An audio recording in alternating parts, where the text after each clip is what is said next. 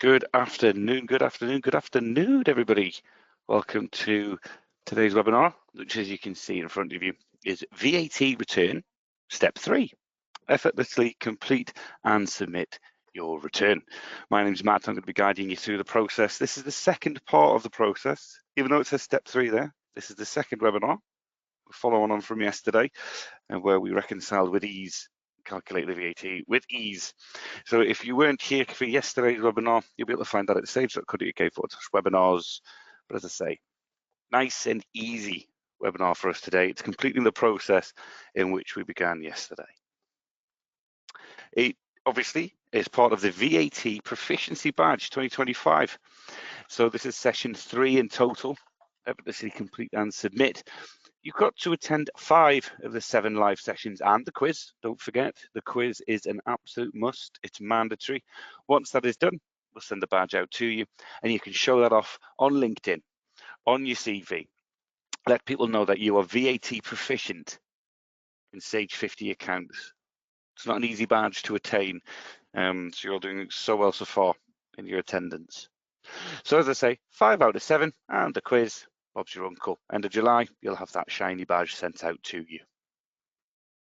Now, today, as you can see again, effortlessly complete and submit. I've already touched on it, but this is what we're going to be looking at. VAT transfer journals. We're going to be looking at doing them manually, the same as bank receipt and payment. We're going to be looking at the VAT submission, but we're going to be using the wizard for this as well.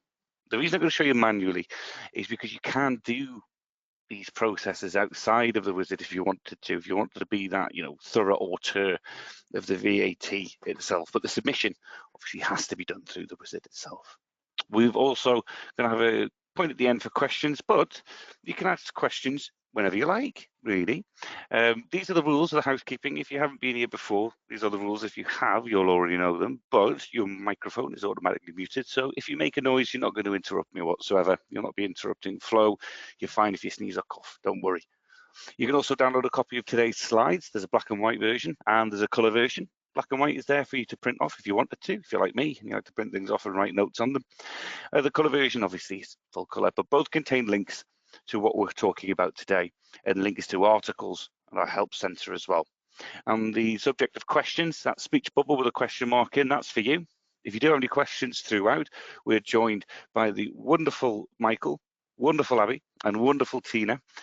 Big Sage brains, ask as many questions as you possibly can. They'll prioritize VAT questions first. Any other questions on any of the subject will probably be answered after via email. There's a lot of us here today, attendees wise. So again, thank you for your patience in advance as they work their way through the questions.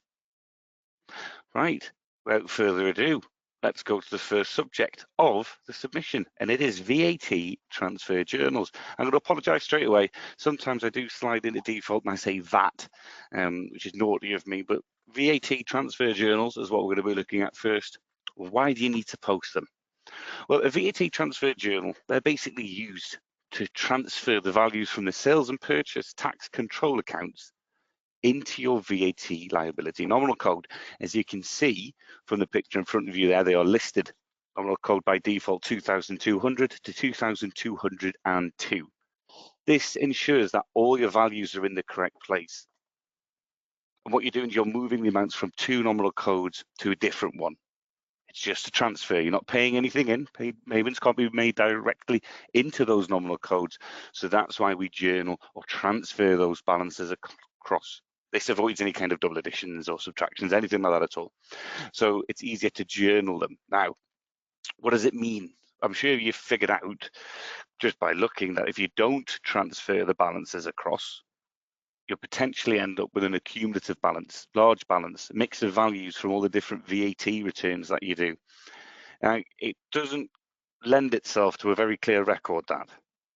It's not essential that you do transfer these journals. I'm going to say that straight away, that you transfer the values across. You don't have to do it.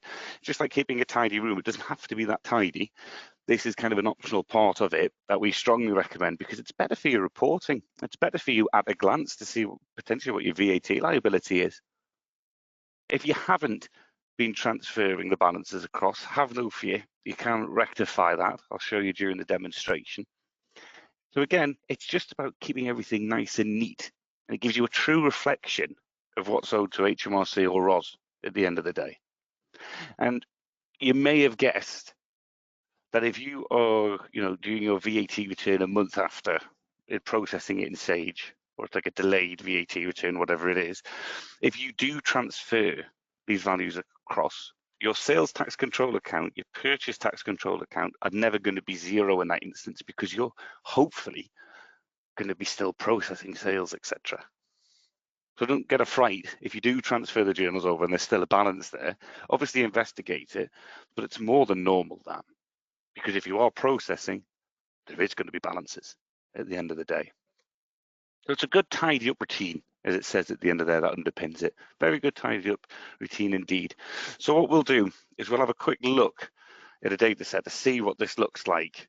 I'm going to open up my Sage 50 accounts for you now, so you should be seeing that. And this is a data set which I've called incomplete VAT transfer. It's not the one that we used yesterday.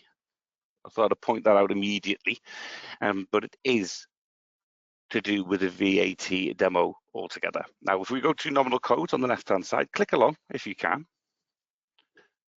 Just like that. What you can do is you can search for the nominal codes at the top here, or like I have, you can just scroll up and down. And it'll take you to these three as shown in the previous slide on the photo. You can see I have credit there, I've got my debit there, and I've got my VAT liability there, all in all. So this is what it looks like when it's incomplete. Now, if I was to go to my VAT and complete the VAT transferred, you would then see empty balances here, or smaller balances, depending on what processing I have done. So this is the incomplete version. What I'm going to do while we're here is I'm going to jump over to my other data set, ready for the next demonstration. So if I jump over to the complete VAT transfer, I'll log in with my password. And again, I'm in the nominal code section, and I'm straight across to this section here. Should be in the center of your screens now. Sales tax control account, purchase tax control account, VAT liability. The transfers in this, if we go to VAT, have been done. As you can see, there's a Y, there's a Y, and a Y, and a Y for yes. So then when I look at my nominal codes, my sales tax control account, the purchase tax control account, you can see it's all been taken care of. However, there is still a credit in my sales tax control account, and that is because I've been processing. So again, just to illustrate the point there, it may not always be zero. I'll touch on that again tomorrow in our top 5 questions on VAT. So if you want to join us for that one, you'll get more of an in-depth answer into this. Now let's move back to the slides. I'm going to click home on here. I'm going to quickly open up my data actually that we're going to be returning back to just while we're here. Gives it a chance to load VAT return. All right then. So what do the VAT transfer journals move? Well, it's right there in front of you. So on the UK VAT return, it's box 1, so the total VAT on sales, and box 4, total VAT on purchases. In ROI, the VAT return moves the sales tax again. This is from the first box on the VAT return, box 1, and also purchase tax. And this is either T4 plus the VAT charged on supplies of goods and services if a VAT reclaim is due from the revenue, or T2. I'm not going to read these all word for word for you.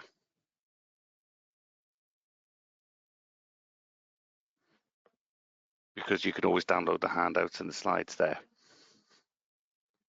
Superb. So what did we cover there? We did the manual, we did basically what the journals move, but how do we do it? Well, first off, you can do a manual posting. And this is done, as I said at the start of the webinar, outside of the VAT return in the nominal codes journal entry. I'm sure we all know how to enter journals, but let's go into the demonstration. Just going to enter my password here. I'll bring up my data here. So as you can see, left-hand side, nothing's been transferred. And if I wanted to do this manual, I would head to my nominal codes module on the left-hand side, journal entry. And in here, this is where I would type in all my nominal codes. So you would get,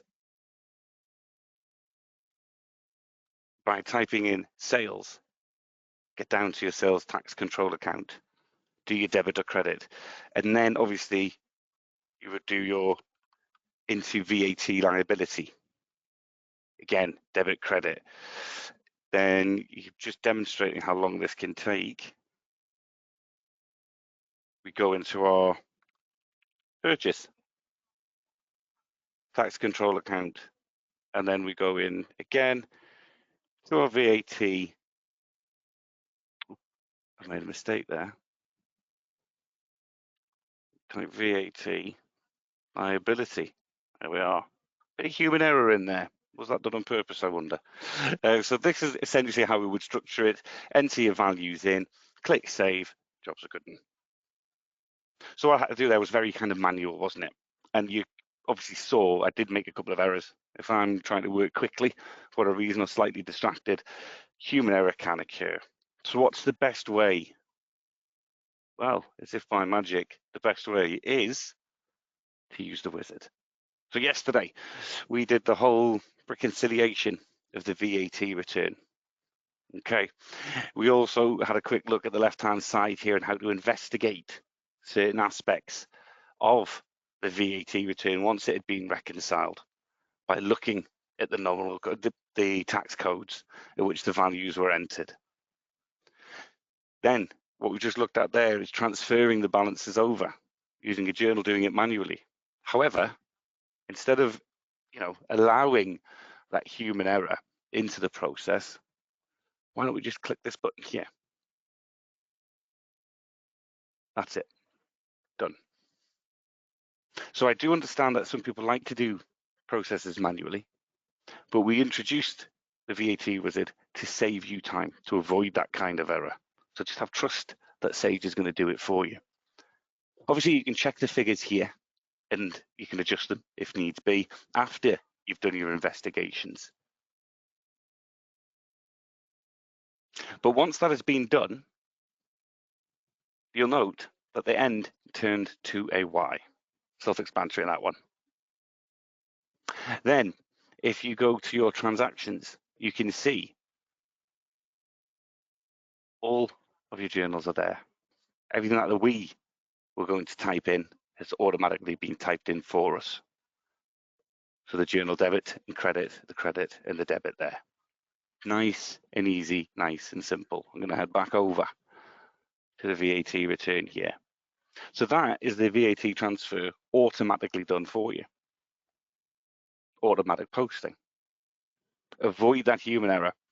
It removes any kind of likelihood of a mistake being made. You are simply clicking one button as opposed to manually entering 4 different journals and the values that accompany them.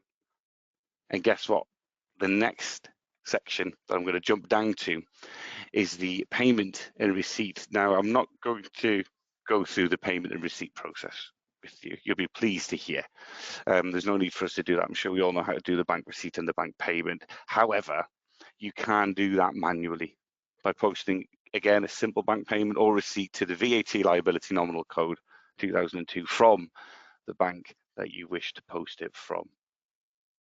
And you essentially would do the same thing again, manual entry, introducing that manual posting, introducing potential of human error into that. As you can see on the right-hand side, that's what it would look like, exactly like the journals almost, isn't it? Boxes to fill, details to check. Or a better way, back to the demonstration, is to have a look here at the record payment. It's exactly what it says it is. So choose your bank from here. Choose the date at which the payment is going to be made. Make sure this is accurate, obviously, again, for your records. Simple double click on the day that you wish to choose. Type a reference in. VAT paid, I'm going to call this one.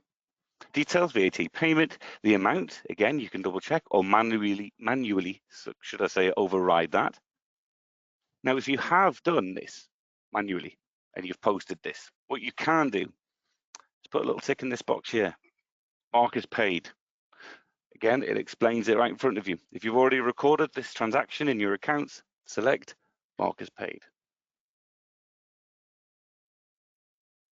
And if you are to do that, you'll note that this changes to a Y. However, you can untick. If you then realize that potentially you haven't made the correct payment, you needed to delete it. And then it changes it back to an N. So that was one of the benefits of posting the manual bank receipt or payment. But the best thing to do, again, in my opinion, in my advice, is to just click this button. This is set up as a bank payment, but if it is actually a receipt, that wording will change to post bank receipt. Sage will pick up on that for you. So once you've selected everything that you're happy with, okay, you would then post the bank payment. Again, it's because I haven't run my year end, so you can ignore that message.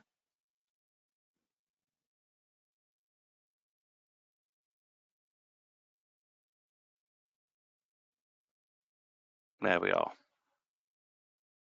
What you can do as well is you can add any attachments to the VAT return. Yesterday we touched on it in section 2, where you'll be making an adjustment and the reasons for that adjustment, so like an email or a scanned copy of a letter from HMRC. You can always add your attachments here.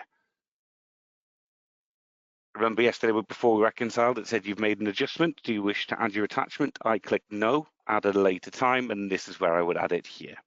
I would add the attachment at any point. We can also, in this screen, view any adjustments that we have made. As you know, yesterday, I increased box 1 by 100 at HMRC's instruction. And if I am to double click into that adjustment box, it tells me why. And this, remember, is what I inputted yesterday, HMRC instruction with adjustment of plus 100.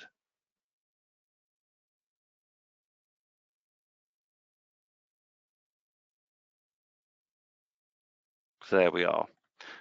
Good question there, and I may have been slightly unclear with my answer. Came in from Shalina, which was the date wouldn't always agree with the date HMRC debit the bank account, process the repayment. You would essentially put the date in here that reflects when the payment or the receipt was made. Because it's a demonstration, I did just gloss through it there. I selected today's date. But obviously you want to keep accurate records. So whenever that payment or receipt was made is the date in which you would enter this. And if you have done it incorrectly, Michael did respond saying, yes, you can edit those details, and you can do it by heading to your transactions, right click, edit on that transaction, and in there, you'll be able to change the date. Apologies for that one, I glossed over it rather quickly there. Thanks for picking me up on it, Shalina. So again, essentially, that's the right-hand side. I'm doing this a bit backwards, and there's method to that. So you do your VAT transfer, and you would record your payment, and that essentially sets everything up correct for you here. But as you'll still see, it status is pending because we haven't submitted yet. Remember on the left-hand side as well, you've got your drop-down boxes to investigate anything. Top tip for you here as well, if you ever want to know what tax code affects what box, what you could do is open up any VAT return that you've got, any whatsoever, that has been reconciled. If you click on the drill down button here, you've got a list in front of you. So this is box 1, what affects it? You've got your T0, T1, T2, T3, T5, 6, 15, 17, 18. Different in ROI, obviously. So if you do ever want to know what tax code affects what box, nice and simple way of finding out. T8 for box 2.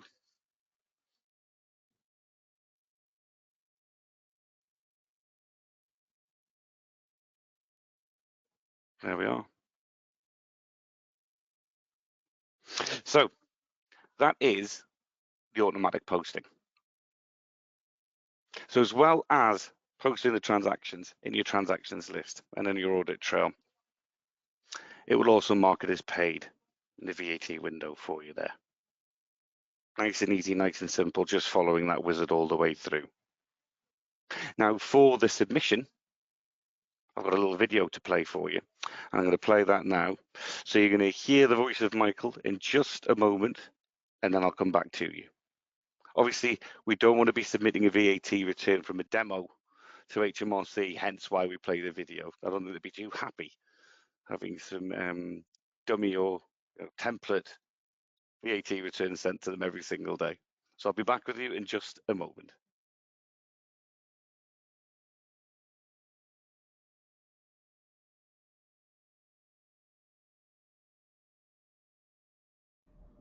In this demonstration, we're going to show you the steps to submit your VAT return online. We join the demonstration where we're on step 3 of the VAT return, so it's already been reconciled, and we're ready to submit it online. So on the right hand side, we click Submit Online. The online submission wizard appears, and you click Next. Ensure that the correct company name and VAT registration number appears, and then click Next. An authority page appears, and if you scroll down to the bottom, you can then click Continue. You're then prompted to sign in with your Government Gateway user ID and password.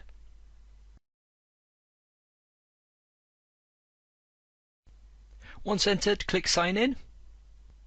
You then click Grant Authority. You'll then be prompted to choose your period, and it should default to the correct one. Just make sure this is correct, and then select the checkbox to say that you agree to the following HMRC declaration, and then click Submit to HMRC. Once completed, a congratulations message appears, indicating you successfully submitted your VAT return to HMRC. You click Close. You then return to the VAT return, and as you can see, the VAT return is now flagged as being submitted.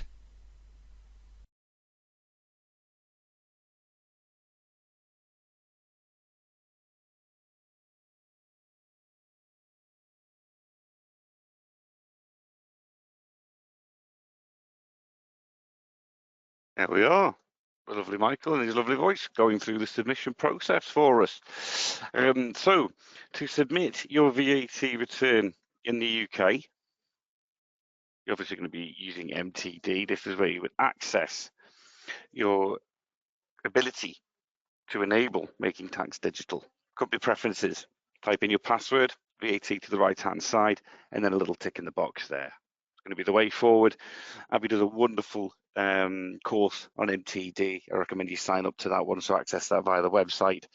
You'll be able to go through and you'll be all up to speed and up to date on that one. I believe there's also a webinar coming on MTD as well. Watch this space.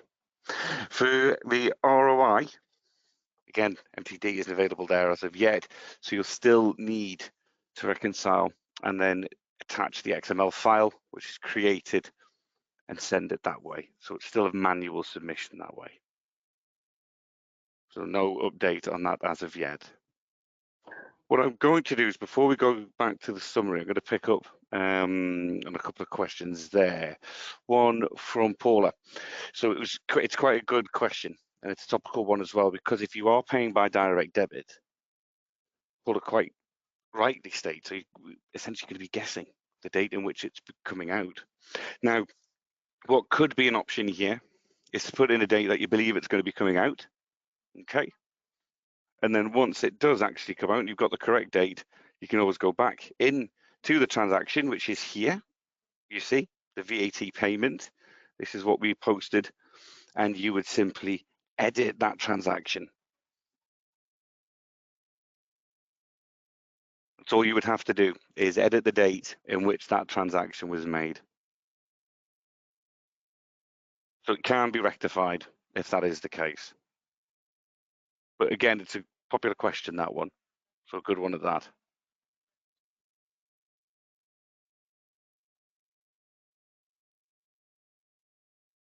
So it's fantastic. Just trying to see as many questions as I possibly can before we go back to the summary. Another question that we often get is, if I haven't been doing the VAT transfers, etc., can I, historically go through them and transfer them across? Yes, you can. You absolutely can do. So if I open up some data here, I'll show you this process in action.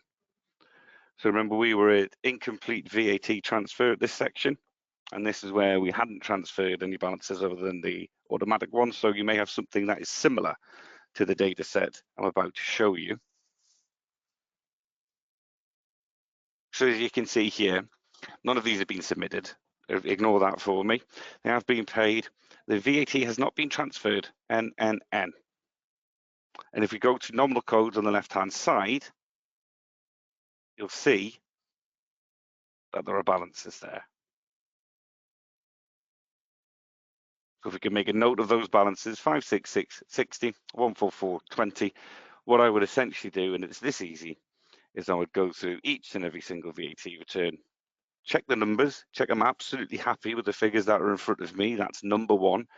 Also, you've got a backup option, which I would take most certainly before doing this, but then you just post the journal.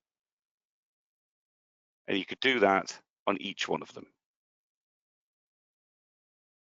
And you'll notice that the N's are turning into Y's.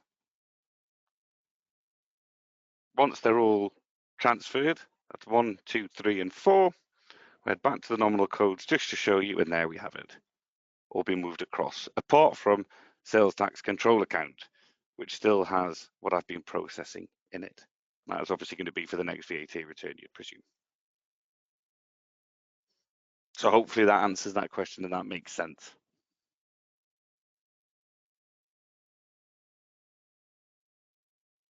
So let's go through the summary here. Number one, always ensure you have a backup, especially if you're about to do the process that I've just done there. If you're going to go through historic VAT returns and transfer the balances across, for example, if you've deleted a VAT return in the past, you may not be able to account for that value. It may create a bit of confusion. So if you've got a backup before you do any of this processing, you've got a point you can return to safely before you started the process. Then potentially get in touch with our chat team or the telephone support line team, and they can talk you through what you would need to do in order to tidy up those controlled accounts to have the values reflecting more accurately. The VAT transfer, that's used to transfer the sales and purchase tax values to the VAT liability, as I demonstrated quite a few times in that process. Without that, as I say, you're going to get accumulated large balances in there. It's not detrimental to the program. It's not really going to mess any numbers up. It just means that can look a bit untidy. It might not give you a true, instant, accurate reflection of your VAT liability. The wizard, however, takes the pain out of all of that manual posting. Journal, bank payments, the lot, just by clicking buttons and checking the information that is in there. You've also got the left-hand side of that VAT Reconciliation Stage 3 window there to investigate your numbers. Click on those drop-down boxes. See what tax codes have affected what boxes as well. All these top tips that I shared with you yesterday about sending information to Excel so you can investigate your figures if anything does look, incorrect or slightly inaccurate. Always do your investigations. The VAT submission at the end of the day, you want to make sure it's as accurate as possible. So UK MTD submissions are sent digitally direct from your software to HMRC. Now, another question that we get is, I've accidentally submitted an error. It's an area I'm going to be covering tomorrow in the top 5 questions as well, but just to quickly gloss over it now, just to warm you up for tomorrow, if you do accidentally submit a VAT return, MTD, to HMRC, there's not much that Sage can do about it because it's recorded to their systems. What you could do from a Sage perspective, if you need to, is take a backup first, but then restore a backup before you did the submission. That would correct the Sage side of things for you. But the actual receiving of that incorrect submission to HMRC would have to be dealt with by HMRC. They may have to reopen that tax period for you. More on that tomorrow, but it's a popular question that we get asked at this stage. If I do have an incorrect submission, what do I do? From a Sage perspective, to reset your Sage, you would restore a backup or contact the support team here. They'll guide you through the process. From an HMRC perspective, because you're submitting it to their portal on their systems, they would have to do some work their end, i.e. reopening that kind of period in time. ROI submissions require the .xml file to be downloaded and uploaded to the revenue. So different process altogether there. There's more steps for you to realize that you're making a submission in error. So I guess that's kind of a plus on that side of things. But if you do, again, make a submission in error and you're in the Republic of Ireland too, Ross, then contact them to find out what the processes are going to be. With Sage, it's always going to be relatively the same answer. Restore a backup before it was done.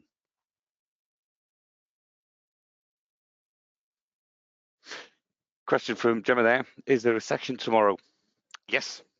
It's the top 5 questions on VAT. I'm going to be held by myself. That's at 2 p.m. So if you go to sage.co.uk/webinars, you'll be able to sign up for that there. Just going to flick through some of the questions here. Good point from Joe. Sometimes it does not default to the VAT return you are carrying out. If you're submitting it last minute, it defaults to the next VAT return. So you need to be careful. Correct. So yesterday I covered this off as well, and I'll do it again now. What you want to do is to make sure that you don't have any VAT returns highlighted that you don't want highlighted. Okay, quickest way of doing that, let's say I've been having a click around, swap clear, swap clear. Swap highlights everything that isn't highlighted, clear clears everything off again. But very good point that, Joe. Always be careful. It's the same goes for other areas of the program as well. If you're having a look, I don't really have a large database here, to be honest with you. But let's say you're looking at values here, the right-hand side. If you're totaling values of your nominal codes using this valuer at the bottom right here, swap clear, clears that out again. So very good indeed.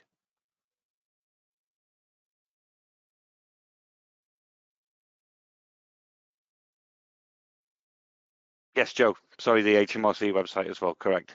It can default to the latest one. So same logic applies. Always make sure, measure twice, cut once, as my father used to say. So yeah, totally agree.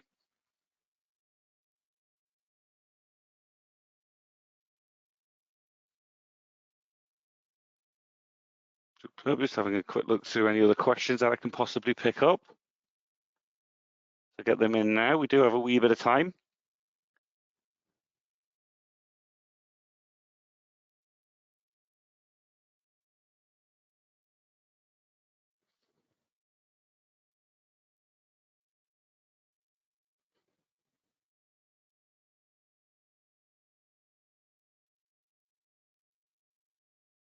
So Stage will be MTD compliant again. You can check this to make sure that you're set up. We do have a guide for it on the help center, how to make sure that you're set up for MTD. I can't go through it now because again, it would be a standalone webinar, but the first thing I would do is select your company preferences.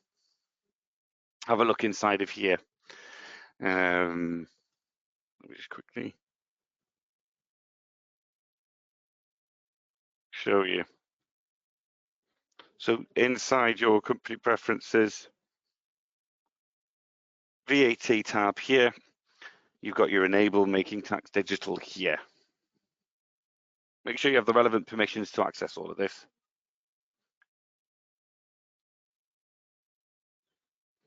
Superb.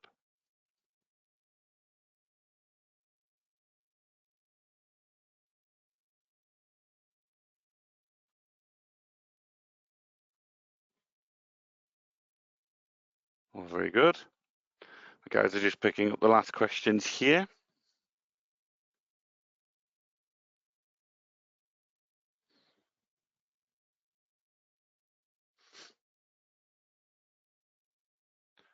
Apologies for the silence, just waiting for the last questions to be filtered through. I think they've all been picked up now, which is excellent. So what I'm going to do, while they are just answered, is thank you all for your attendance today. It's much appreciated. Rather large room today. So thank you for your patience while the questions have been answered. Remember, there are more webinars available. If you've got to sage.co.uk/webinars, have a look at the schedule there. Sign up for as many as you possibly can. Treat them like a podcast, play them in the background. Who needs a radio when you can listen to us talk about your Sage and guide you through processes? At the end of this webinar, you are going to be sent a survey. If you could complete that for us, we read absolutely every single comment.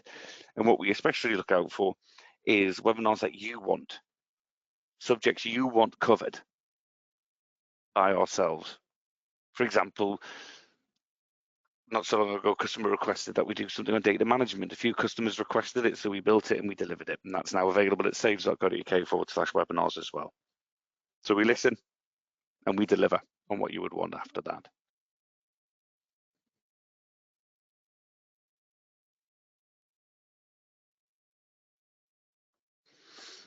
Okay.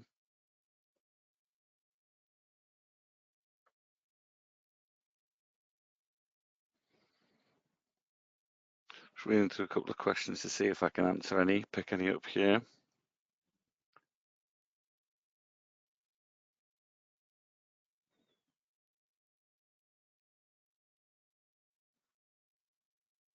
Okay, there's a couple in there that I'm going to follow up with afterwards, because they're a bit more specific and require a bit more of a detailed answer. So again, please don't be disheartened if either of us or any of us haven't answered your question. A couple of them are going to have to be picked up after and answered via email, if that's okay. So we'll be in touch with you guys ASAP as soon as we have answers for you. But other than that, what I'm going to do is give you some time back now. I'm going to end the webinar. Again, if you could fill in that form for me, that would be absolutely wonderful. And we shall see you tomorrow at 2 o'clock. Bye for now.